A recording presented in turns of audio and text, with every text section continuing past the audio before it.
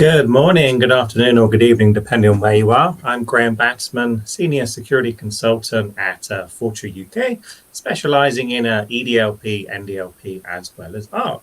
Welcome to this Digital Guardian webinar around USB sticks. Why I picked this, I started off work in 2004, more about that later, and still to this day, I see companies, as well as speak to friends and family, whose employees do not control USB sticks correctly.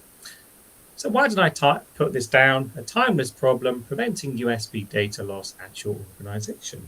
And let's quickly have a look at myself and then we'll move on. So based in London, England, or London, United Kingdom, depending on where you are on the planet. I've done about 5 or 6 years of training.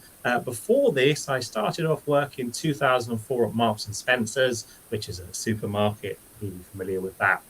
Doing security administration for about 2 years before going off to India, doing a website administrator job at the age of about 20 or so, before returning back to the UK, working at Deutsche Bank for 2 stints as a change manager at access control, before going back to Asia to travel. Travel is a big theme, as you'll see later on, before doing my own businesses for about 5 or 6 years, including some certifications.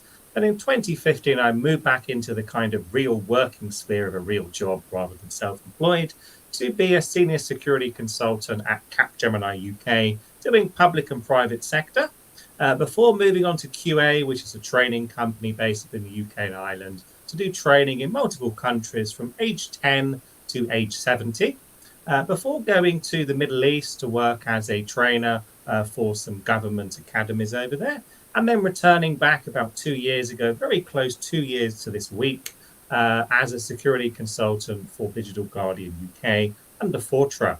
Quick hobbies, mostly travel. It is not travel to a beach you will find in England, Spain, Portugal. It has to be something rough, going to more kind of edgy countries. Been to 75 countries. And what I do now, I service mostly Europe, Middle East and Africa, as well as Asia as well, for public and private sector gigs for EDLP, NDLP, ARC, and slowly other products, moving around end user classification as well. So what are we looking at today? Quick history about USB sticks, starting from around the 90s to 2000s, taking us till 2024. The problems with USB sticks, according to myself, are looking at past stories. So where did things go wrong? Mostly private sector and public sector as well. Still to this day, you will find articles and some demos. But before demos, I will look at security control. So how can you control USB sticks? So no controls, controls around blocking the data to encrypting the data for this USB stick, which I will show you later on.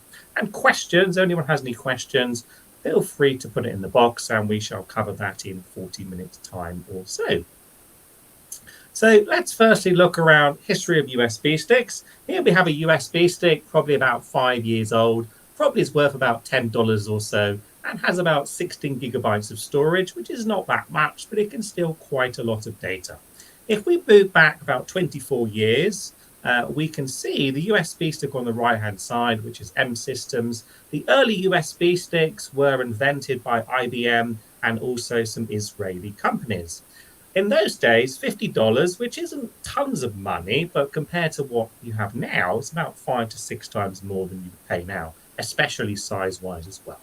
A USB stick in those days had about 8 megabytes of storage, which is insane, because this has 16, we have 32, 64, 128, and so on gigabytes of storage, possibly even up to a terabyte of storage these days, which is bigger than a drive you would have on a laptop or desktop. Back in those days, you could store 19 Word documents, around 500 kilobytes each, which is half a megabyte, 2 MP3s, which would be some kind of song, 3 JPEGs. These days, my quality camera I bought last August 2023 for £800 or so, the images on that are about 10 to 20 megabytes each. So these, back in then, my picture wouldn't even fit on that from a camera. 20 seconds of videos, and so on. 24 years ago, data loss, malware exploits probably existed, but wasn't too much in your minds.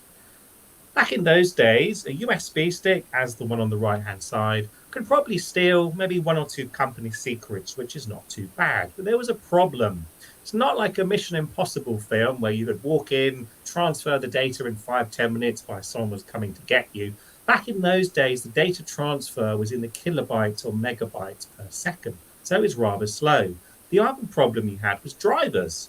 If I plug this in, 5 or 10 seconds later, I will get a D or an E drive on this particular device. Back in those days, the drivers were not automatic and you had to somehow get them to the device, probably some other means. So if you're looking for a quick steal, it probably was not going to happen. Back now, $10 or probably £7 or £8 will get you a reasonably quality 32 gigabyte storage device. That's double the size of this one. The drivers are in 5 or 10 seconds, and the transfer speed will be in the hundreds of megabytes or even the gigabits per second. And what does it store? So 11.5 hours of video, which is half a day nearly. 10,000 JPEGs, depending on the quality. So if you take them on a phone, you'll probably get more than that of a real camera, which are less popular these days. 750 MP3s. People mostly use these probably for their car, plugging it into their car. MP3s these days are mostly stored on devices such as a phone rather than a USB stick. And 76,000 Word documents, assuming they're about 500 kilobytes each. 500 kilobyte Word document is pretty sizable, really. In simple English, this, or a larger one of this, could steal the entire contents of your computer, mostly the My Documents folder, which we have in OneDrive these days, malware exploits are used occasionally. An attacker, such as a advanced persistent threat, someone who keeps coming after you and puts research into you, if they can't penetrate you through web and email, they could take a USB stick, possibly a CD, though less likely, drop it into your office or outside the office, wait for someone to plug it in, and then infiltrate your machine through there. Just go to 2010. We'll talk about 2010 in a few minutes' time. So quickly moving on. So first problem is data ingress. So think of the word evacuate or evacuate from the kind of physical security realm. If you have a gunman outside your building, you're probably not going to go outside the building, so you would stay in the building or return to the building. If there was an IED, improvised explosive device, in your building, you would get out, evacuate. So that's two ways of remembering the word ingress and egress. So ingress simply means taking data in from a USB device. It doesn't necessarily mean the data is malicious or will exploit you. It's just taking in. What are the problems here? Bootleg music, probably less common these days. Bootleg music moved into your organization could get copyright claims against you.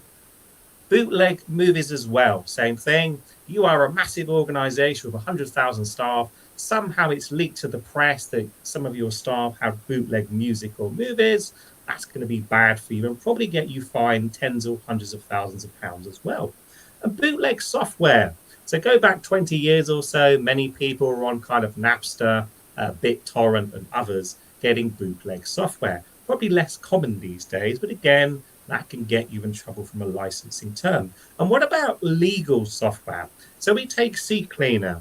Some people often refer to it as CC Cleaner, but it's just called CCleaner. Crap Cleaner. For those who have not used it, it is a way of cleaning junk from your computer, including erasing USBs and hard drives in a more secure fashion. So there's a free version out there, which is licensed for home use. You can download it. It's not going to stop you installing it.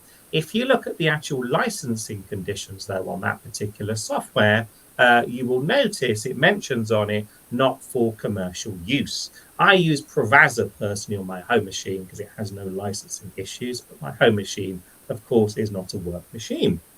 So what's the problem with that? The owners of that particular software, which is very well known, called Piriform, that's Piri Form, they could come after the organization to say, you're not licensing the software correctly, we're going to fine you or charge you X, Y, Z. And lastly is other people's intellectual property. So imagine you are a car racing team, say Williams Racing, for example, and you are under the Formula One regulation. Think of Mr. Bernie Ecclestone. Not quite sure if he's actually still empowering that organization or if he's retired at his age. Under their rules for building racing cars to do Le Mans 24 hours, for example, or Singapore or Bahrain GP Grand Prix, under there, there'll be multiple requirements around engineering for the car. And you can't go and have a bigger engine or a larger type of a braking unit, for example. So if your staff were ingesting data from the internet or Arrival into your car design, you could be disqualified from the race when you come to do the race because the car is not to specification. So that's why stopping data coming in is a worry. Most people think of data leaving the network most of the time. So on to egress, which is data leaving the network. So what are your problems? Accidental insider. I've got some stories for you later on about this particular one. You put some data on a USB stick, external hard drive, CD, DVD, of course, though most devices don't, of course, have that these days. And once that data is on the USB stick, so this is a bog standard USB stick, very low cost, probably not very good quality in reality, but I just use it for testing. There's no encryption on that out of the box. There is no hardware encryption also, and there's no BitLocker. You put data on that, I go outside, it falls out of the pocket, it's stolen from a key set, the data is gone. You can't do anything about it unless you have controls inside of it. So that's an accidental insider. The person has put the data on for good purposes to do a sales presentation, and they've lost it or someone's broken into the house. Then we've got insider threats of different styles. So it's said from a government point of view that multiple foreign governments, without naming any names, have multiple agents within multiple organizations globally. So inside organizations, there's potentially spies in reality working there to get things. Disgruntled employees. Someone doesn't get a pay rise, they're being sacked. They put some malware onto the network, which would be more ingress. They steal data. What about coercion? So think of Ashley Madison, which I'm watching a documentary on now on Netflix from about 10 years ago or so. That's a recent documentary. Think of the tens of millions of people which were exposed in that. Obviously now it probably doesn't really matter anymore because it's done. But if you found someone on that 10 years ago, you could blackmail them to leak data for you on behalf of someone else. So the last one is leavers. It's a fairly known fact. People leave the organization. They often take the supplier or client list with them. And the last one's an evil maid attack. Back when I was working in the Gulf, as in kind of UAE, Bahrain, Qatar, Oman, and places like that, Saudi as well, without naming which one, I was teaching the government over there, and we were on a decent salary. Then you had the people, the cleaners, tea and coffee and so on, earning a reasonable salary, a lot more than what they would get elsewhere. And those particular people, as well as us, I don't think had any obvious vetting from what I noticed. So you could try and bribe someone, us as well potentially, or the people on lower salary, to plant a bugging device or a USB stick on an officer's computer, which wasn't monitored, to steal information. The evil maid attack was done against high-level American dignitaries or diplomats a few years ago now, and it mostly involves bugging a hotel room or plugging something into your devices while you're outside. I'm sure the President of the United States, Joe Biden, doesn't have the hotel room empty, though someone is always guarding it, but in smaller occasions, potentially it is not. So moving on to the third one now. Exploits and conventional malware. So conventional malware is just an executable file. Exploit would be an exploited piece of code sitting within a Word document, PDF, possibly 7-zip, zip, and so on. So what's a 0-day? A 0-day is a vulnerability which exists, which is probably known about by the attackers, possibly known about by governments, and possibly known about in some cases by the vendor. It is something which is not known about or slightly known about and has no patch. It's likely the company may know about it, but they're still developing a patch and they'll release it after a few days. So you can put 0 days on these. We'll come to that later on. And then malware. Have a file which is a PDF, rename it to an executable, or simply change the icon. someone clicks on that, so executable in reality, but it looks like a PDF, they will be infiltrated on their device. And macros, why do macros work? Take a mostly Word and Excel file. The average person in your organization looks at that file and says, well, it's just a Word and Excel file. What can it do to my machine? When you open a macro, especially click the accept button at the top, that can run malicious code on your machine, which will download some executables off the internet or take a executable within the macro file, which is Word and Excel mostly, and spit it out to your computer. And the last one is legitimate remote access tools. So we're not talking about a remote access Trojan here, which is totally malicious. We're talking about remote access tools. So one quick story, wasn't necessarily USB related. About 10 years ago, my own business, I went out to an accountancy firm based in West London. And they had an unofficial head of IT who was also a training accountant.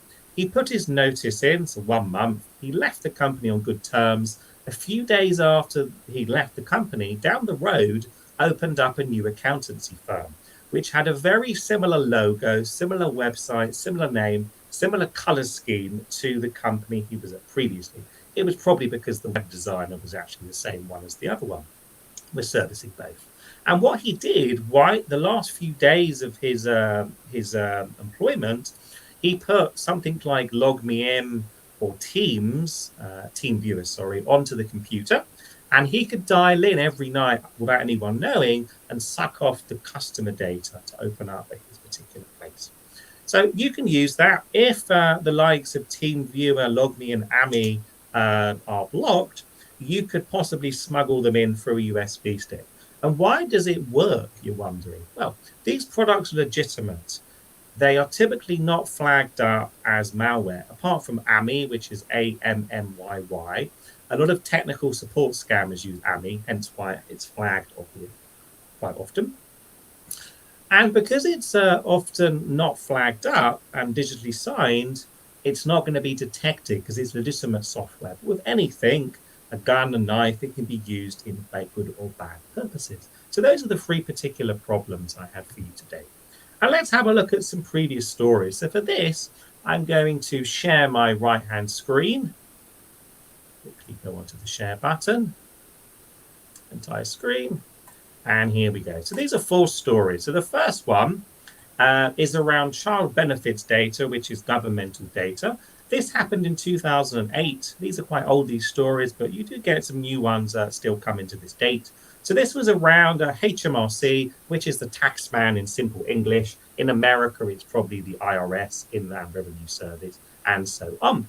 So a particular employee there wanted to send some records of many thousands or tens of thousands of records to the National Audit Office, which is another government department. The particular individual took the data, put it on a USB stick or CD, no encryption, nothing like that, posted it there, and it went walkies as it does. And once it's gone, tracking is impossible. USB stick, you can't search the whole of London for the USB stick. I'm sure you can get some USB sticks which have trackers on, but that would cost lots of money and have privacy issues. So that's one particular story. Didn't take very long. The person didn't know what they were doing necessarily, and the data went walkies. The second story for you, Heathrow Airport, top probably 5 or 10 airport globally. This was 2018. The security department, so the department that does searching and physical security of the building, they would also liaise with dignitaries, royal family, celebrities, sportsmen and women, and so on, visiting the particular airport as one of the 5 terminals from 1 to 5, 5 being the newest one there.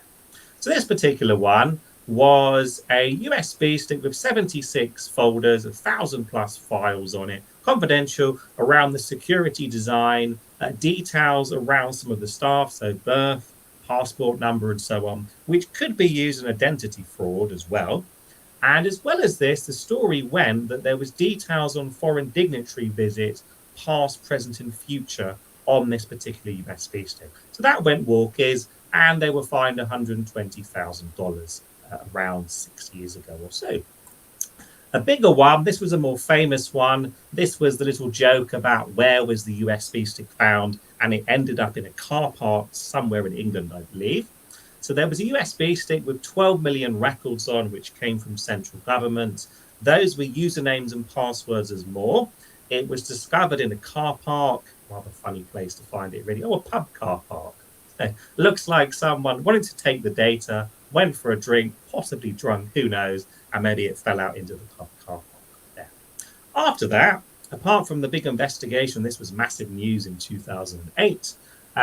They had to take down some central government websites for quite a few hours, I think maybe even half a day, why they disabled all of the user accounts or why they changed everyone's password. So that was a rather big one.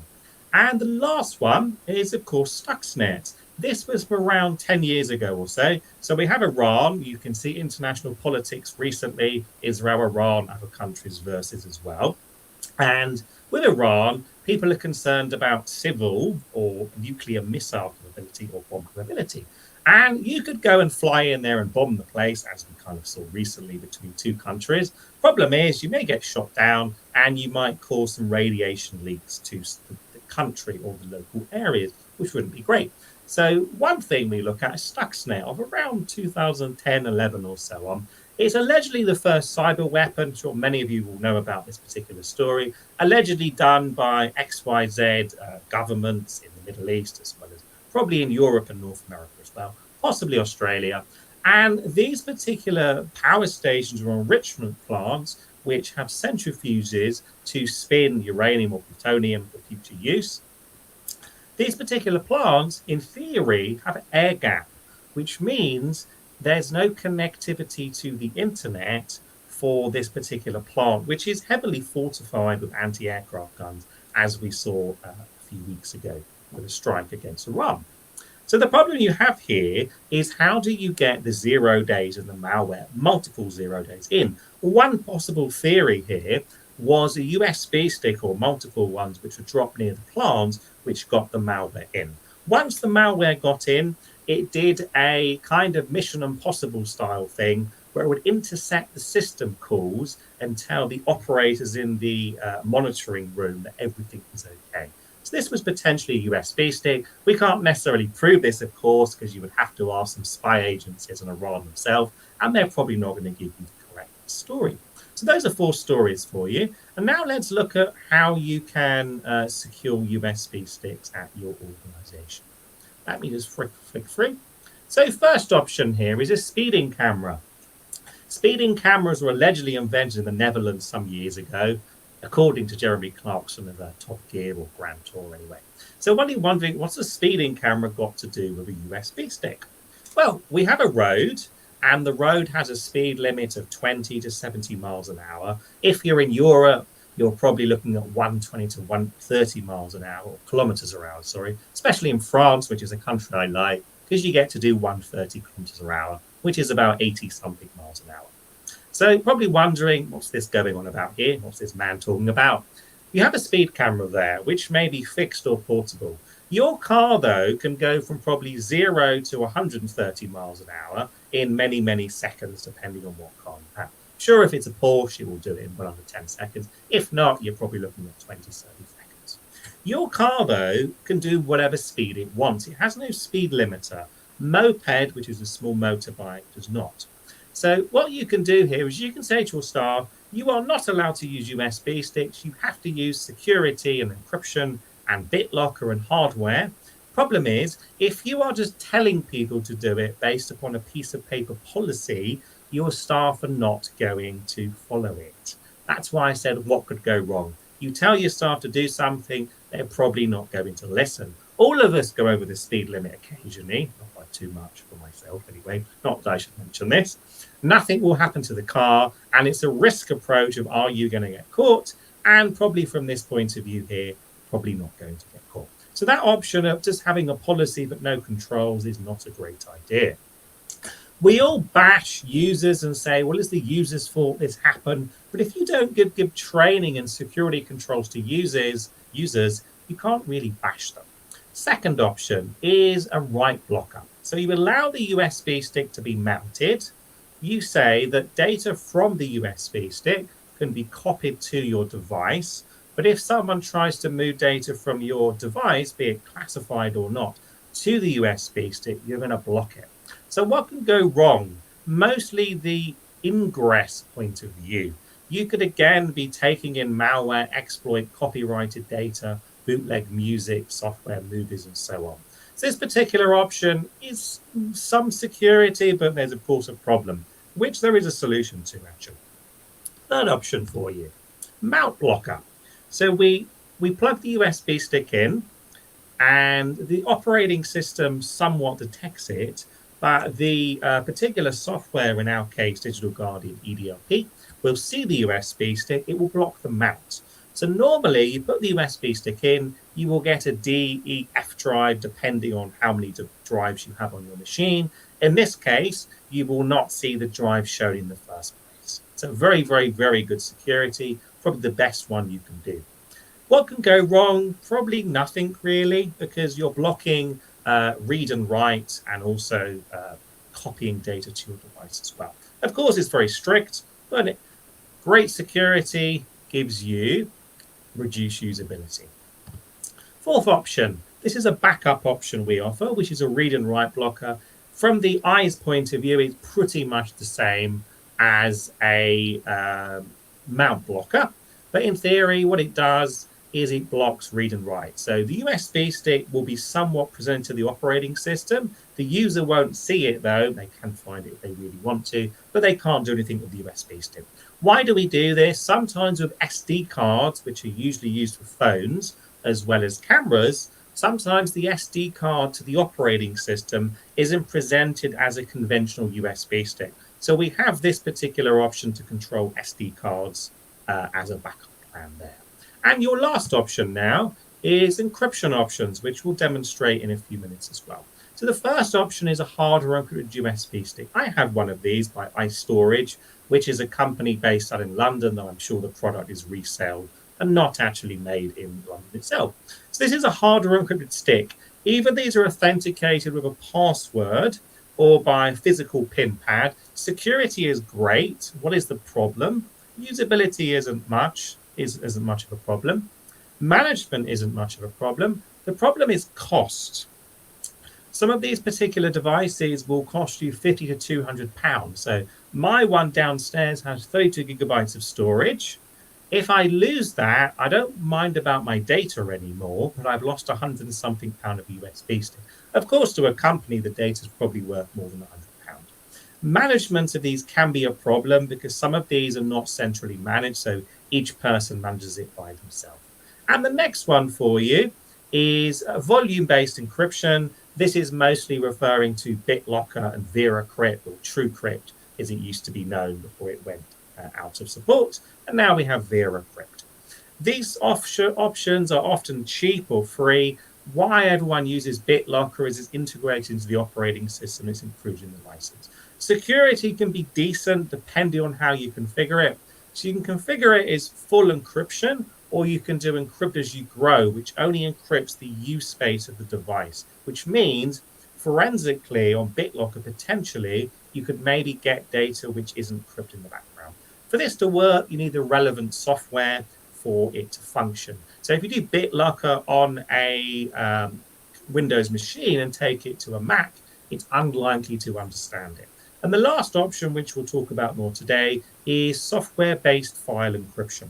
So you plug a USB stick in, assuming it's not blocked. You plug it in. When you copy data between the machine, the SSD or hard drive, the files are encrypted one by one. The file name is typically stays the same, and any file on that device now is encrypted. Security varies, so we have two ways of doing this. It's flexible.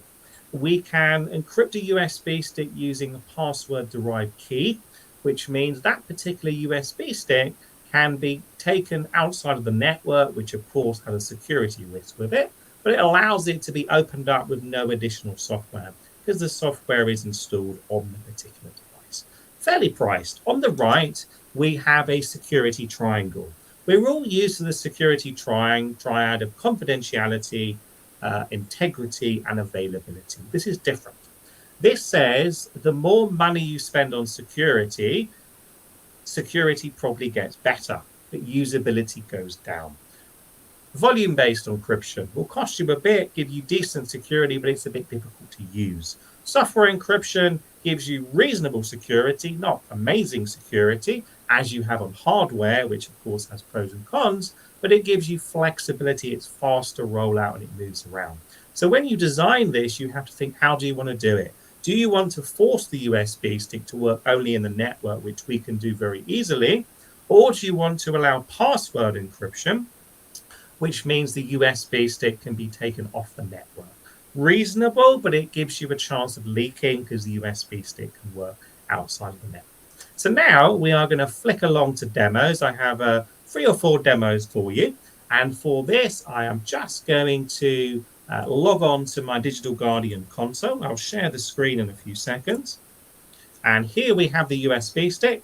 I am going to wake up via virtual machine. I'm going to share my second screen, and we will start with the demos in a second. So here we have a Windows 11 computer, which is 1 or 2 months old. It's a virtual machine, as you can probably see. And here we have my Digital Guardian console. So firstly, I'm going to plug the USB stick plug back in and just show you that it works as is. There's no security currently for the USB stick. I'm going to have to look under the desk and find out where to plug it into. And hopefully the live demos work, which it looks like it will today. I'm going to go here and tell VMware, I want you to attach my USB stick to my virtual machine. Press OK. Give it 5 or 10 seconds and the drivers will instantly load this for us. There we go. It's a formatted USB stick, nothing special, 16 gigabytes of RAM, very, very low cost. So currently, I can go to this USB stick and I can copy stuff to it if I want to. Here we go. No security currently for that USB stick. So let's go and change that now. I'm just going to eject the USB stick, kick it out, and unplug it a little bit. We're going to go to my console. This console, Digital Guardian's latest version, 861, which came out about a month or 2 ago. I have a computer here, which we can see last synchronization time was 10 minutes ago. I know the time is rather confusing. It's because I've changed the server time to be ahead, so I can get a database ETL job to run. Wouldn't worry about that particular piece.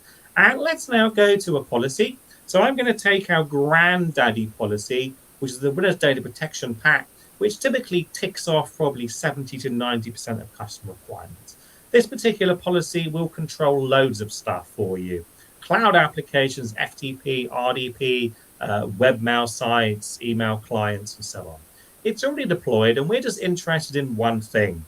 We want to now do a write blocker. So I'm going to be more precise. I'm going to say, I'm going to allow a USB stick, but I'm only going to allow classified data to be blocked. I'm going to allow unclassified data and block classified data to function. So click on the rule parameters bit. I'm going to find a quick rule, which is this one here. I have 2 of every rule mostly. There is a non-classified version. So I say, file isn't classified, you can move it to the USB stick. What I'm going to do is say, I am only going to put a rule on for classified data. So I'm going to block classified data from functioning. So I'm going to click on this. It's called 1018. That's the rule number. These rules are updated multiple times a year, and we have the latest version here. So I'm going to click on that, and you'll see here, it just refreshes. It takes a few seconds. If we find the rule now, I'm doing a prompt, which means it will pop up a message on my machine, and it's a file operation block. I do have an option to whitelist here, so I can say certain vendors, serial numbers, and product IDs can be excluded. So I could say Verbatim, for example, or SanDisk, you are going to permit this particular product ID, which is potentially pre-encrypted for you. I'm not going to do that. I'm going to say any classification tag going from the machine to the USB stick, please block it. So I'm going to save that now over here. It's going to take a bit of time to refresh the page. I'm going to then go to the computer and I'm going to synchronize the agent. This particular pack has loads of stuff in it, tons of configuration options to do, a lot more than just USB sticks. So let's wait for that to refresh. While we're doing that, we can go back here. We can see that there's nothing special. I have no special products here, and we will just wait for this. Here we go. Appears to be started. Synchronization is mostly finished. What this is doing is saving the policy. That's done. We can now go onto the computer, ET the agent. Hopefully live demos work. We're going to take the USB stick in. We're going to plug it back in, if I can see where I'm putting it. Quickly go to glance down. Plug the USB stick back in. It's going to ask me, do you want to put it on? Yeah. It's going to appear as normal, nothing special. Give it a bit of time. There is my USB stick. And I'm firstly going to start off with a file on this machine, which isn't classified. So here we have some kind of log file from Digital Guardian, nothing interesting in here. It's no classification, no sensitive data. I'm going to copy that over. There is my file. I can open the file as is. We are now going to move that over. There we go. Perfect. First time working. So this file here has no classification. It's from the same drive. This particular file, 1018, as we configured a few minutes ago, it's saying the username administrator, this is an Active Directory account, using Explorer, took a file called classified.txt. I'll show you the classification in a second. It tried to take the file and copy it to the end destination, still called classified, and the rule name was 1018 classified data egress to USB. Press abort, and that's not gone. I can try copying it a few times, but nothing's going to happen. After a certain amount of time, there'll be a cache that kicks in, and it will block me from copying it without any particular warning. So we can get rid of that now. I'm going to kick out the USB stick. Before that, just show you the quick classification. So if I open up this file twice, you can see it's got fictitious credit card information, which I pinched off of the internet. We have a name, what looks like a zip code, 16-digit card number, and expiry date. The classification engine on this machine has found 5 addresses, it's a zip code, and it's found 5 credit cards, and it's tagged it as basic PCI data. So that's what it does. This particular USB stick will only trigger if there is a classification tag on the device itself. So we're going to kick this out now. I'm going to reject that. I'm going to pull it out a little bit. We are going to go back here. We are going to turn off 1018 and put on something stricter, which is the mount blocker. It's going to wait for this to refresh. There we go. Quickly have a look for mounts. So I'm going to press that there. We're now going to say, I want you to block the entire mount so the user cannot see anything at this particular stage. And there's no classification here because it's blocking the whole device. And it's going to give me a prompt again. So I'm going to turn that on. It's just going to refresh the screen while it updates itself, and then I'll save it. Let's just check that 1018 is turned off. 1018, where are you? 1018, yeah. We're going to save that now. That's going to disable 1018, and it's going to turn on the mount blocker. After this, I'll do a different demo, which will be around classified and the read-write blocker. Before we do that, though, one other quick thing to show you before I synchronize, so I don't forget, is the executable blocker. So I mentioned that ingress is a problem because you could smuggle something in which is potentially malicious. Let's wait for this to load. I'm going to copy over a few files here to this particular computer. Let me just pick on one here. Excellent, first time. So I've copied some files over. These aren't classified, of course. And I've tried to open the file. These are .executables. So it says running an unauthorized application on USB storage device is being restricted. Such actions are prohibited by internal security and risk. This action will not be allowed. Then we have the file name I tried to open and the username and the rule name. So that means that I can't execute files there. It's a basic malware blocker. Of course, you should have your own antivirus, EDR, XDR, MDR as well. But this is a nice supplementary method. I'm going to get rid of that now, and I'm going to kick those out. I'm going to go back and save the policy. So I'm going to say disable the classified blocker and turn on a read and write or mount blocker, which we'll do in order now. Let's wait for this. Wait for that to update. USB stick is unplugged. Seems to be mostly there. We can now go onto the machine and synchronize it. And the new policies will come down in seconds. Normally, the policies are typically deployed every half an hour. You can, of course, customize that to make it shorter or longer, but I can force it through by clicking on this button here, which is DGET, Digital Guardian. ET is an extraterrestrial ET phone home. Took me a bit of time to figure out why it was called ET. So we can plug it back in now. We just eject it actually. Pull it out. Put it back in again. Wait for it. Here we go. Perfect. Mount restriction. So I press OK. So removal media mount detected. Such actions prohibited by internal security and risk. User account was system. It was no kernel executable. The source name, which doesn't of course apply because we haven't copied anything, is this. This is the system information. And here we have the raw name. So I'm going to press OK. And you cannot see the USB stick. It's totally not there. So you have no chance of smuggling data to the stick or taking data in because the user can't even see it in the first place. So one last demo before we look at encryption. I'm going to pull this out. I'm going to turn off the mount blocker over here. I'll wait for it to refresh. And I'll try the last option, which is a read and write blocker, which does present the USB stick to the operating system, but it's not really visible to the average user and they can't do anything anyway. So to save that, I'm going to disable the mount blocker. Wait for that. I have pressed the save button. Yeah, there we go. Just a bit impatient. This particular page has loads of content on, so that's why it takes a few seconds to update because it has to pull multiple bits of elements in from various pieces of the platform. Let's wait for that to save. I think we're okay. Next thing I'm going to do is the read-write blocker. Then I'll take to encryption. Then we can do some questions if you have any at a later stage. So that is turned off, 1040. We're now going to find a rule called, I think it's 1041. There we go, 1041. This is a backup rule, which is a read-write blocker, similar to the mount rule, really. And we're going to go here. I'm simply just going to ignore all of this, make sure that it is turned on. There we have, there's a prompt, so it's going to block. Again, I have a whitelist if I want to use it, but not for this demo. I'm going to roll this policy out to my particular computer over here.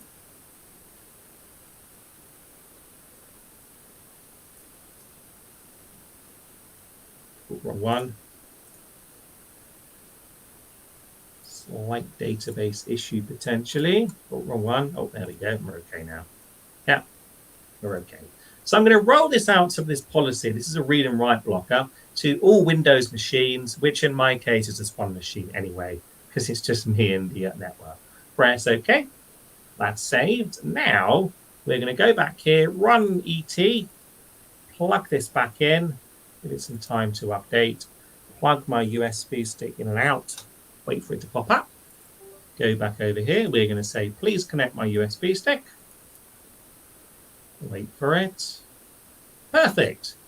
Read and write blocker active. So I press abort. It's gonna prompt a few times.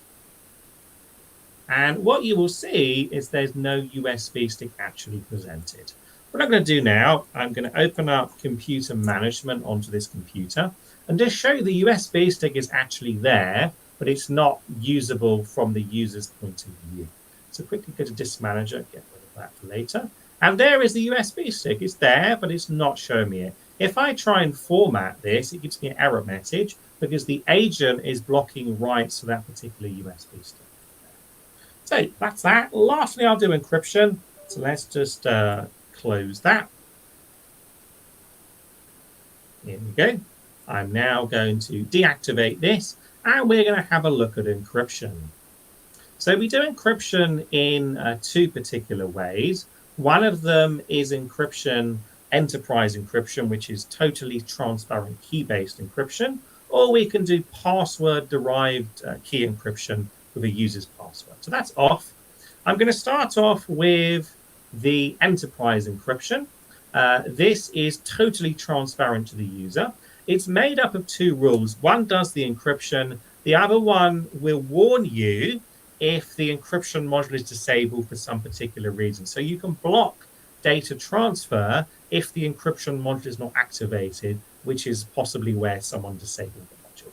So I'm going to go here. I'm going to deploy this to this particular group. Press OK. Now, nothing will actually happen now. It will be quite a boring demo till we get to the actual main computer. Then you'll see what it does. So I'm going to synchronize my agent. The USB stick is unplugged. I have disabled the 1041 rule. We're going to plug the USB stick back in.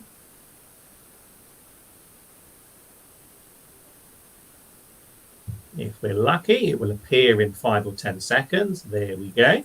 And I'm going to copy the data over. Nothing special is happening. I open the file, all looks nice to me. I check the extension and it looks perfectly normal as well. Normal file. Now do something different. I'm going to kick out the USB stick from this particular computer. The file is still there on purpose. That's been ejected. I'm going to close this. I'm going to pull this in and out, and hopefully the Windows machine will give me the option to do this. Plug it back in. And this time I'm going to say connect the USB stick to the physical machine, which is a Dell laptop sitting in front of me. Press OK. Let's now have a quick look. Let me go and find the USB stick. Yeah, there we go. I'm going to share the screen again. Just checking there was anything private showing over there. And I'm going to share my screen. And here you will notice we have a file. 17 kilobytes, which is a little bit big. It was updated a few minutes ago, strangely. Oh, the file, sorry, was updated some time ago. Quickly have a look at this, the properties. Here we go. Updated was recently, was a minute ago. It was created 3 days ago, though. And let's open up the actual file, though, and see what happens. There is my file. You can see the file name. But if we try and open it, we are just getting gibberish, which is the encrypted cipher text. So that's that. So if I take, why does that happen? The physical machine doesn't have Digital Guardian agent on. So if someone takes this out of the network, home, another company, anything like that, tries to open the file, they will get rubbish, which means your data is safe because it's been properly encrypted. So let's go and delete that now, and we are going to do something different before taking questions. Let me go back over here. I'm going to turn this off. I'm going to put one more policy on, then we'll wrap up questions. So that's gone. I'm now going to do something different, which is a user decision option. So it says, when you want to take data from here to the USB stick, how do you want to protect it? So this is giving the person a decision, a password base, which of course gives you less security because it means it can leak from the network. That is flexible, though it has pros and cons, or enterprise encryption, as we have just done. So I'm going to quickly go here, just make sure that it's all turned on.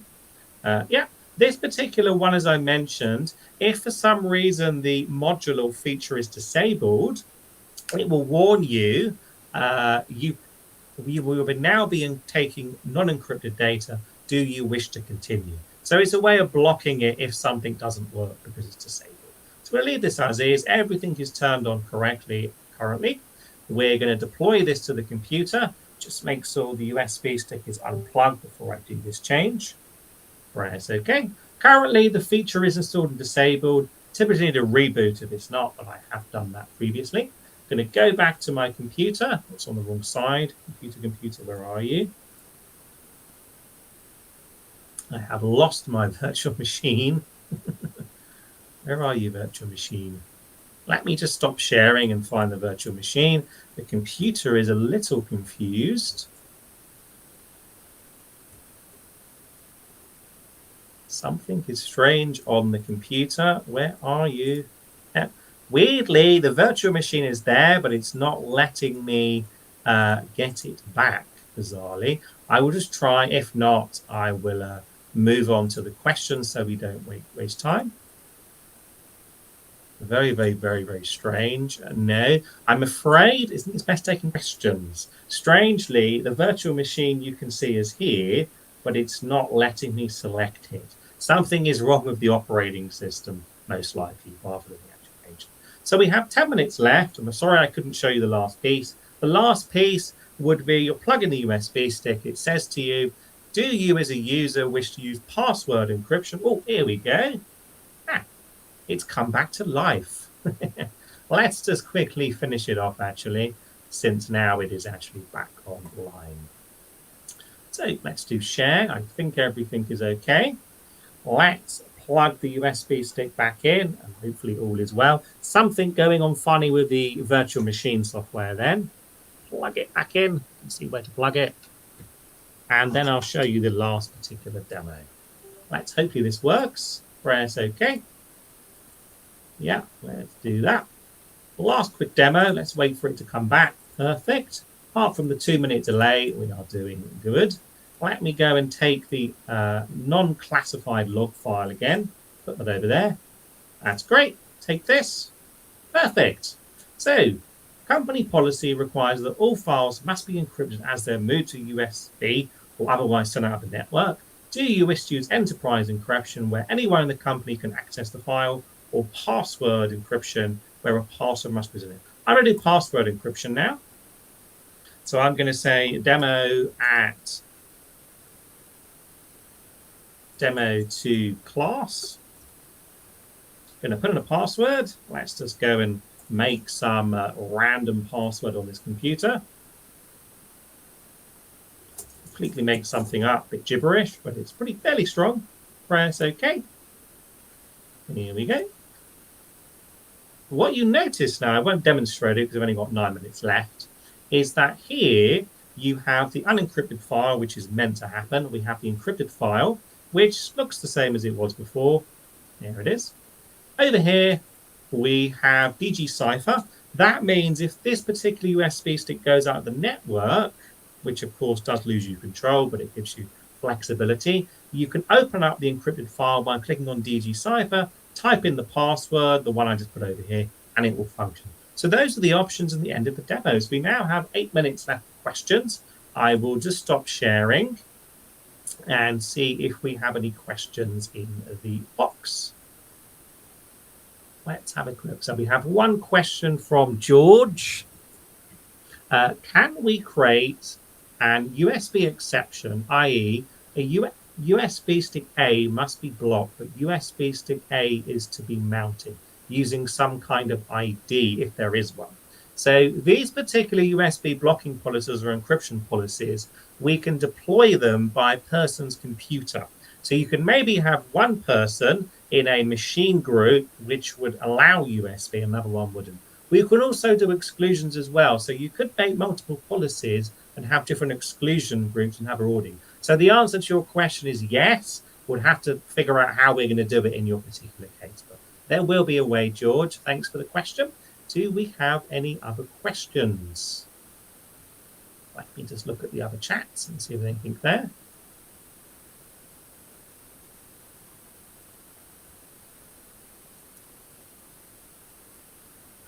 No, I think we have not. Let me just tick that one as answered. And so, no more questions. Thanks very much for your attention. Thanks very much. This webinar in time will be recorded and you can find the Digital Guardian website. Thanks very much for listening. I'm Graham Batsman. Pleasure having you here today.